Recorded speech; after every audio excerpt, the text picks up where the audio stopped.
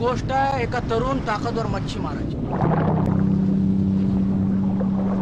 तो पोहण्या तितका चांगला होता की राजाने त्याला बोलवून घेतलं आणि त्याला म्हणाला की या सागराच्या तलाशी जा आणि मला सांग की आपलं हे जे बेट आहे ते कशामुळे इतकं स्थिर उभं.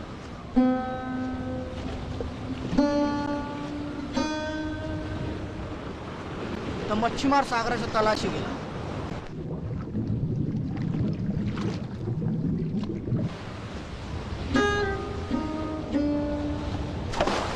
परत वर आला. राजाला म्हणाला की आपलं बेट एका लाकडाच्या खांबावर उभं. पण त्याला आग लागली. तर राजा म्हणाला परत सागराच्या तलाशीत आणि माझ्यासाठी ती आग घेऊन ये. मच्छीमार घाबरला.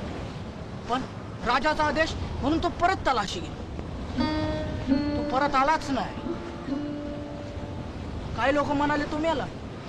काही म्हणाले ते लाकडाच्या खांबाला आग लागली म्हणून तो बेटाला आधार देत उभा होता. काही म्हणाले की जेव्हा या जगातून दुःख, दारिद्र्य, गरिबी संपन तेव्हाच तो वरती.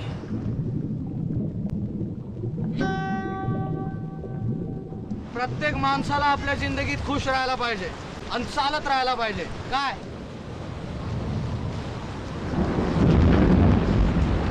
अरे पाऊस यायला सुरुवात झाली बघ. मग आपल्याला मच्छीमारी जाता यायचं नाही आणि घराला नवीन छपरा बंदी टाकायचं आहे.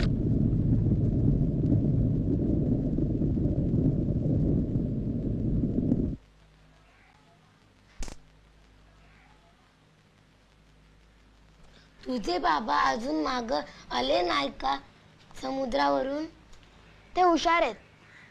ते मागे येतील नेहमीसारखे.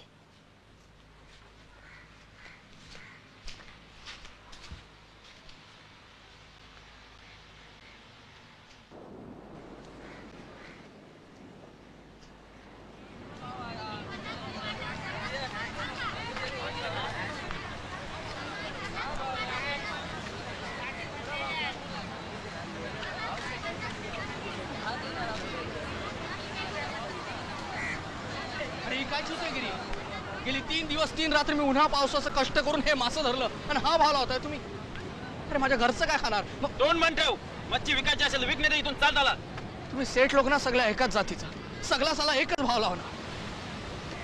अरे पम्या बरोबर म्हणतोय. एवढ्या पैशात 2 वेळचा तुकडा पण नाही भेटत. हो बरोबर बोलताय. बरोबर बोलताय.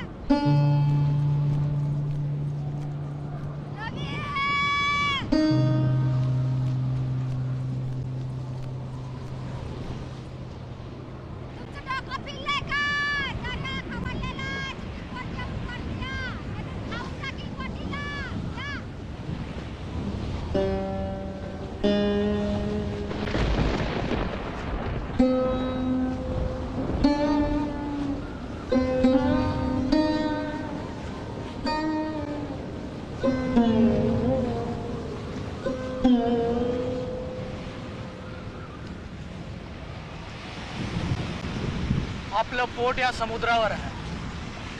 हा समुद्रच आपला मायबाप आहे. काळजी करू नकोस. मी नक्की परत येईल.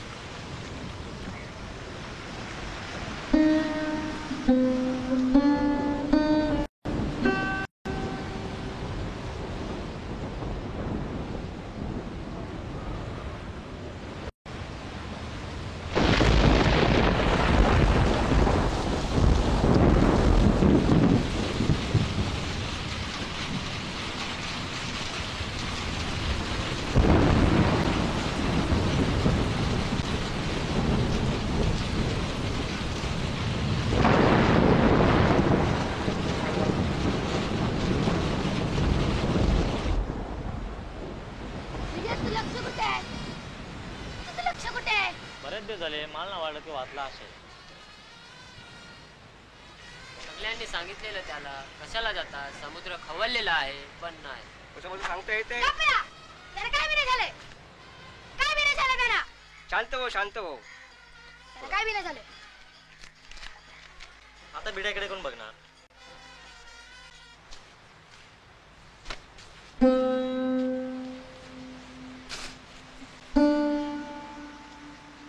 विजया कोणचे नाही, तू कुठे निघाला? इथंच. त्यांना कळणार पण नाही. तू माझं ऐक, अजिबात जाऊ नको. तुझा बाप जिंदा असेल तर तो मागं येईल. मला माहिती की तो जिंद आहे, पण ते मागं येणार नाहीत. म्हणजे तू तिथे ताकदवर मच्छीमारची गोष्ट ऐकली का? नाही. सांगेन तुला कधीतरी. आपल्या जिंदगीत आपल्याला खुश राहायला पाहिजे आणि पुढे चालत राहायला पाहिजे.